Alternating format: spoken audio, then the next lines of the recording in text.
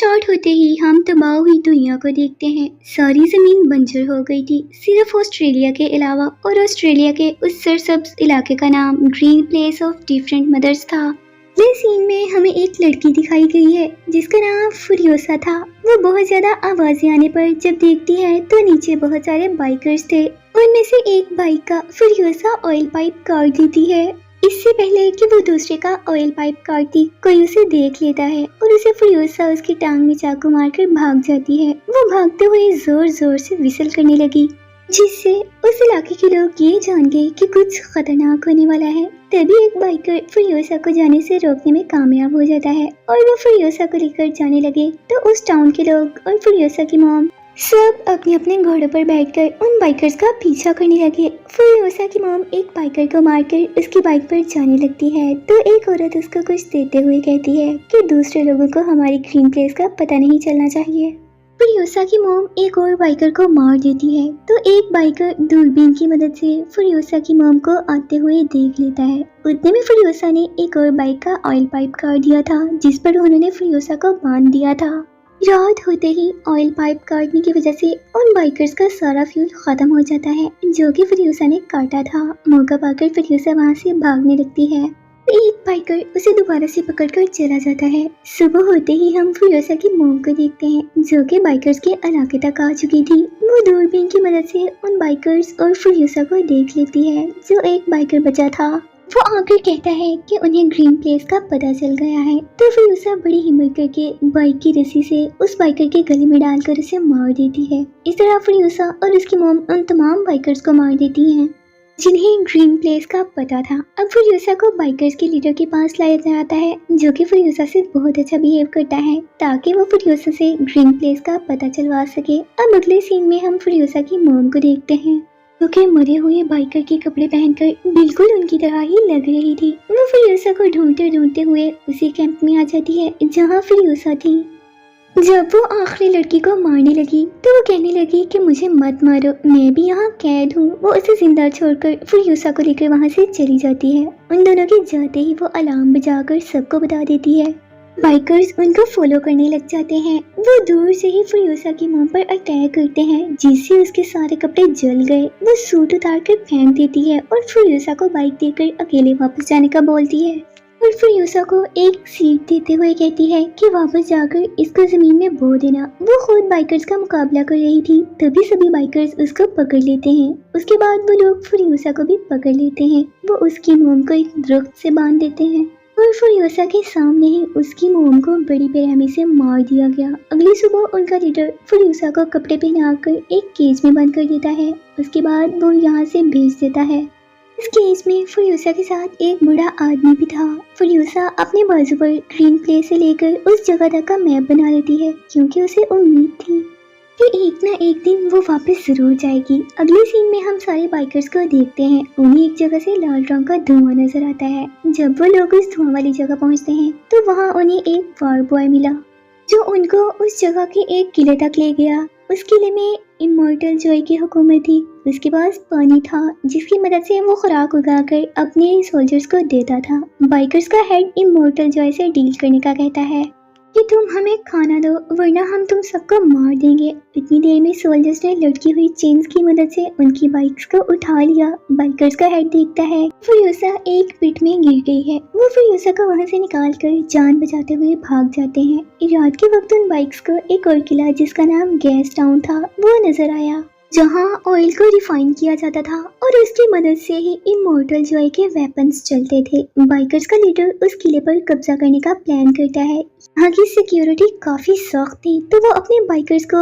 वार boys में बदल देता है और किले के गेट तक आ जाते हैं। गेट न खुलने पर वो अपने ही बने हुए वार बॉयज को मार देता है ताकि गैस टाउन वाले लोग ये समझ सके कि उन्होंने इमॉर्टल जॉय के किले पर कब्जा कर लिया है। ये देखते ही गैस टाउन वालों ने उसके लिए गेट्स खोल दिए। गैस टाउन पर कब्जा करने के बाद बाइकर्स का लीडर गैस टाउन के लीडर को फिंगर काट कर इमॉर्टल जॉय को भेज देता है। तो वो डिवेंटस को जो कि बाइकर्स का लीडर था उससे डील करने का पैगाम भेजता है। उसके बाद वो गैस टाउन के लीडर को लेकर इमॉर्टल जॉय के पास आ जाते हैं क्योंकि गैस टाउन का जो लीडर था वो इमॉर्टल जॉय का भाई था। और उसकी बॉडी के सारे मूवमेंट्स एक मशीन के जरिए होते थे। वो इमॉर्टल जॉय के सामने उसके भाई को मार देता है और डिमेंटस कहता है कि मैंने सारी ऑयल सप्लाईज के अंदर बॉम्ब लगा दिए हैं जिनको कंट्रोल करना सिर्फ मेरे हाथ में है। अगर तुम गैस टाउन को बचाना चाहते हो तो मुझे वहाँ का लीडर बना दो। जिस पर इमॉर्टल जॉय कहता है कि उसके बदले में मुझे तुम्हारी बेटी यानी कि फ्यूरियोसा और एक बाइकर चाहिए। वो उसे इमॉर्टल के हवाले करके यहाँ से चला जाता है। अब फ्यूरियोसा को एक ऐसी जगह ले जाया गया जहाँ इमॉर्टल जॉय की बहुत सारी बीवियां रहती थी। ये सारी औरतें ही फ्यूरियोसा के साथ बहुत अच्छा बिहेव करती हैं। फ्यूरियोसा देखती है कि जब इमॉर्टल जॉय की बेटी पैदा होती है तो वो गुस्से से उसे जिंदा दफन करने का ऑर्डर देता है। वो सिर्फ बेटे ही चाहता था, उसके बहुत सारे बेटे थे। अगर इमॉर्टल जॉय को लगता था कि वो सारे ही अनहेल्दी हैं, उसका एक बेटा फ्यूरियस को तंग करता है और उसके बाल काट देता है, तो वो अपने सारे बालों को उड़ाकर एक नेट और वैक्स की मदद से एक विग बना लेती है। रात को जब वो दोबारा फ्यूरियोसा को तंग करने आया तो विग की वजह से फ्यूरियोसा वहाँ से भाग जाती है। वो फ्यूरियोसा को बहुत तलाश करता है मगर वो उसे कहीं नहीं मिलती। वो एक बॉय का हुलिया अपना चुकी थी जिसकी वजह से वो अब उस किले में काम करने लग गई थी। अब कहानी 15 साल के बाद दिखाई जाती है जहाँ अब फ्यूरियोसा बड़ी हो चुकी है। कोई भी उसे पहचान न सका कि वो एक लड़की है क्योंकि उसने डम बनने का नाटक किया था। अब वो इमॉर्टल जॉय को यकीन आ गया था कि फ्यूरियोसा उसके लिए लॉयल है। अब इमॉर्टल जॉय उनको एक ऐसी ड्रिल मशीन बनाने का ऑर्डर देता है कि हर चीज को बड़ी आसानी से तबाह कर सकती थी। वो इस मशीन को बनाकर जब एक्सपेरिमेंट्स करने के लिए बाहर आते हैं तो डिमेंटस के लोग हमला कर देते हैं। वो लोग वॉर बॉयज और मशीन पर बॉम्ब की मदद से हमला करते हैं। इस हमले के दौरान अब इस मशीन में एक फॉल्ट आ चुका था तो फ्यूरियोसा बहादुरी दिखाते हुए मशीन के नीचे जाकर उस फॉल्ट को ठीक करने की कोशिश करती है। वो फॉल्ट ठीक करने के बाद उस मशीन में वापस आ जाती है। बाइकर्स अभी भी उन पर मुसलसल अटैक कर रहे थे। अचानक एक झटका लगने से फ्यूरियोसा की हेड गिर जाती है। उसके बाद लेकर जैक जो कि ड्राइव कर रहा था वो जान गया कि वो एक लड़की है। सब बाइकर्स को मारने के बाद वो जैक को गन पॉइंट पर ले लेती है ताकि वो उसके लड़की होने का अपनी आर्मी को ना बता सके। वो फ्यूरियोसा से कहता है कि मुझे फर्क नहीं पड़ता कि तुम लड़की हो, मैं तो बस एक मिशन को पूरा करना है जो कि हमें दिया गया है। अभी लोग वापस उस मशीन को लेकर गैस टाउन पहुंच गए हैं। हाँ, डिमेंटस के लोग उन पर अटैक कर देते हैं। फ्यूरियोसा मशीन लेकर बाहर आ जाती है और जैक उन लोगों को मारना शुरू कर देता है जो कि उनके पीछे आ रहे थे।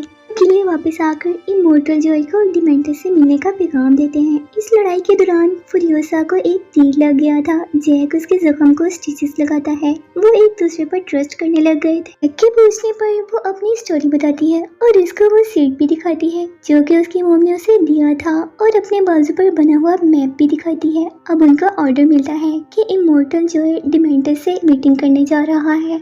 उनको भी अपनी पूरी फौज तैयार करके उसके साथ जाने का ऑर्डर मिल रहा है। वो फ्यूरियोसा को एक गाड़ी में बिठा देता है ताकि उनको चकमा देते हुए वो ग्रीन प्लेस तक जा सके। गैस टाउन पहुंचकर वो वेट करती है कि जैक भी उसके साथ आएगा मगर जैक एक ग्रीन स्मोक छोड़कर वॉर बॉयज को यहाँ जंग करने के लिए बुला रहा था। ये देखकर फ्यूरियोसा अकेले ही वहाँ से चली जाती है। वो जैक की हेल्प करने के लिए वापस गैस टाउन आ जाती है। इस सारे हमले के दौरान जब जैक नीचे खाई में गिरने वाला था तो फ्यूरियोसा एक बाइक और चेन की मदद से उसको बचा लेती है।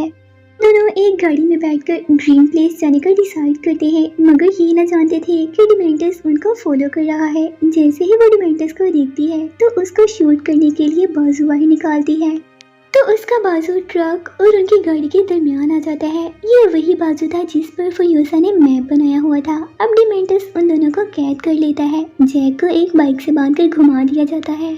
बहुत ज्यादा जख्मी होने की वजह से यूं लग रहा था कि वो अपनी मौत के बहुत ही करीब हो जबकि फ्यूरियोसा को उन्होंने जंजीरों से बांध लिया था। डिमेंटस ये सब देखकर बहुत खुश होता है। जब वो फ्यूरियोसा को देखने आता है तो वहाँ सिर्फ उसका कटा हुआ बाजू था और वो खुद यहाँ से भाग गई थी। थोड़ी दूर जाकर फ्यूरियोसा की बाइक का फ्यूल खत्म हो जाता है। इतनी तेज धूप और जख्म की वजह से वो बेहोश हो जाती है मगर उसे किले का एक वॉर बॉय देखकर वापस ले आता है तो वो इमॉर्टल जॉय से मिलने का कहती है और मिलकर उसको बताती है कि डिमेंटस इस किले पर कब्जा करने का प्लान कर रहा है और इसके साथ ही वो गैस टाउन को भी तबाह कर देगा। इमॉर्टल जॉय भी गैस टाउन पर हमला करने के लिए निकल पड़ता है। डिमेंटस उनको देखकर हमला करने का ऐलान करता है। दोनों के दरमियान ये जंग कई हफ्तों तक चलती रही और बहुत सारे लोग मारे जाते रहे। इस दौरान फ्यूरियोसा किले में वापस आकर अपना एक मैकेनिकल आर्म बना लेती है। वो वापस आती है तो देखती है कि डिमेंटर्स और उसके कुछ साथी जब अपनी जान बचाकर भाग रहे थे तो फिरोजा तेजी से गाड़ी ड्राइव करते हुए आती है और उनको मार देती है। देखती है कि डिमेंटर्स भाग रहा है तो वो उसको मारने की कोशिश करती है। बाइक खराब होने की वजह से फिरोजा उसके सामने आ जाती है। वो डिमेंटर्स को बताती है कि मैं वही लड़की हूँ जिसे तुमने 15 साल पहले कैद किया था। सबको लगा कि फिरोजा डिमेंटर्स को मार चुकी है, मगर वो तो उसे जिंदा दफन कर देती है और उस पर अपनी मोम का दिया हुआ सीट लगाकर एक दरख्त लगा देती है। ये सब डिमेंटर्स अपनी आंखों से देख रहा था। दूसरी तरफ अब फिरोजा इमोर्टल जॉय की सारी बीवियों को उसकी कैद से निकालने में कामयाब हो जाती है। उसके साथ ही ये कहानी यहीं पर खत्म हो जाती है।